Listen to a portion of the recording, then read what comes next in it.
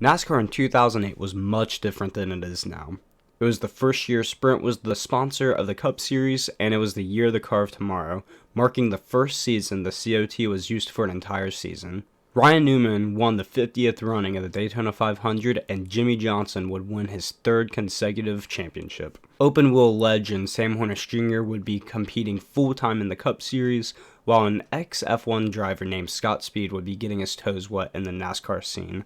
Nowadays, Speed is considered a terrible driver and one of the biggest busts in the last decade, but how much truth is there to this? In his debut F1 season in 2006, Red Bull Academy driver Scott Speed would pair second-year driver Luizzi, and it would go pretty bad. He scored 0 points, although his teammate only scored 1, and would tear up a bunch of equipment. Speed would ultimately be replaced in the middle of his second year in 2007 by Sebastian Vettel due to poor performance and a terrible relationship with the team. This was not an ideal start to a racing career by any means, but Scott was only 24 years old and could easily have a successful career if the right opportunity came to him. Luckily for Speed, he retained a relationship with Red Bull and an opportunity to race across the pond in America in stock car racing arose. To briefly cover Red Bull's origins in NASCAR, they purchased an old facility of Roger Penske's and began working out of that shop in 2006. They had their first season in 2007, and it was rocky to say the least, accumulating 1 top 5 and 5 top 10s in 40 entries with Brian Vickers and AJ Allmendinger. Now onto Scott Speed's start in stock car racing. He would make 1 ARCA start in 2007, finishing a respectable 7th at Talladega, racing for Eddie Sharp. 2008 is when things would kick off for Speed, racing a full-time ARCA schedule and a part-time Truck Series schedule. He posted 3 poles, 4 wins, 10 top 5s, 17 top 10s, and a 4th place finish in the final standings in the ARCA series. The most impressive thing to consider, his 4 wins came on ovals despite his background of road racing. He also impressed in the Truck Series against tough opponents, securing a pole, 4 top 5s, 9 top 10s, and even a win at Dover. This was a super promising start to a career. No one could deny he had talent. So much so that he started the final 5 Cup Series races of the season for Red Bull Racing. He was able to keep it clean for the most part and gain experience, minus a crash at Phoenix, and even ran 16th at Homestead, which was rather impressive considering it was only his 5th start in a midfield car at best. Red Bull finally achieved stability after having a mix of part-time drivers in 2007 and 2008. Surprisingly, Speed would be announced for a full-time ride in the number 82 Red Bull entry for the 2009 season, alongside Brian Vickers. The Daytona 500 wouldn't go as planned, as Scott Speed would finish 35th running a lap down. Teammate Brian Vickers finished 39th. After the first 8 races, Speed had only 1 finish higher than 28th and 21st, and even failed to qualify at Texas. On the other hand, Vickers finished 8th at Las Vegas, 5th the next week at Atlanta, and qualified 18th at Texas, where Speed did not qualify.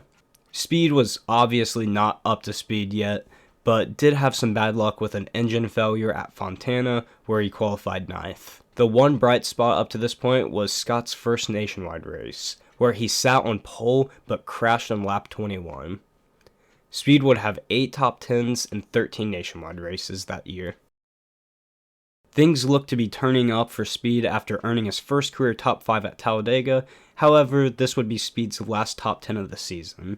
This proved to be one of the worst rookie seasons in NASCAR history, where Speed would finish a terrible 35th in points, with his only top 10 being in that April Talladega race. After not qualifying for Sonoma or Darlington, Speed would race for Nemco Motorsports in the number 87 car. Speed was a wreck magnet, and even when he was keeping it clean, he wasn't fast. His teammate Brian Vickers ended the season with 6 poles, 4 top 5s, 13 top 10s, and a win at Michigan, where he also got the pole, compared to Speed's 1 top 5.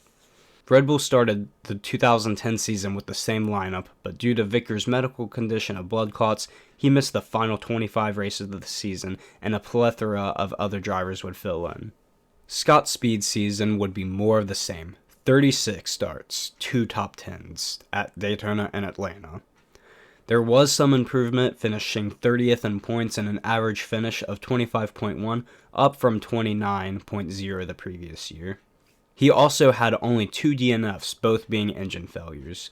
However, this was just not good enough and was released at the end of the season. Not only from his Cup ride, but Red Bull ties altogether. Without Red Bull support for the first time in many years, Speed had no idea where his future was. He missed a majority of the season, but eventually found a ride with Whitney Motorsports for 13 races. He had failures in every race except for 2, where he finished 7 laps down in both these races. He had an awful 38.5 average finish in 2011, and wouldn't get much better in 2012 when he signed for Levine Family Racing. Keep in mind, this is long before they were a somewhat competitive team and had only run 4 races before the 2012 season. This was largely a start and park operation, but Speed actually managed a 25th place finish at Sonoma and a 17th place finish at Watkins Glen, both solid runs considering his equipment. Also worth noting, between 2011 and 2012, Speed ran 16 nationwide races with 1 top 10 in 2011. Speed's final NASCAR season would be in 2013, where he ran 12 races with Levine and actually scored the team's first top 10 finish at the Spring Talladega race. Despite this top 10 run, Speed would be dropped by Levine and replaced by Reed Sorenson and Scott Riggs after the fall race in Atlanta. He finished that season with a 35.9 average finish. Speed's only highlights in the Cup Series were a couple Talladega races. Other than this, he had very few good runs while consistently being outdone by his teammates. Now, was Scott Speed really a terrible driver? Well, kind of. In hindsight, Scott could have used a year or 2 in nationwide competition, as he proved to be fast. Cup is just a different animal, especially moving from full-time ARCA to full-time Cup racing. Imagine someone doing that today. Honestly, I think if Speed was groomed in the nationwide or truck series for 2009 and 2010, he would have been ready for the Cup series, at least more ready than he was, and could have competed for a championship in one of these lower series. He would have been in position for the Red Bull ride in 2011, which was their most competitive year in NASCAR. Although the team folded in the 2011 season, Speed could have landed a good ride in 2012 and have had a solid 10 to 15 year career in the Cup Series. I don't think Speed was ever going to be a NASCAR star by any means, but he could have been a driver like Chris Buescher, who occasionally has a good performance and is a good enough driver to be in the sport, but is largely forgotten. Speed, however, did go on to become a 3-time global rallycross champion and a 1-time American rallycross champion, so he did eventually find his spot in the motorsports world. Thank you so much for watching, and if you did enjoy, remember to leave a like and subscribe if you're new. Peace.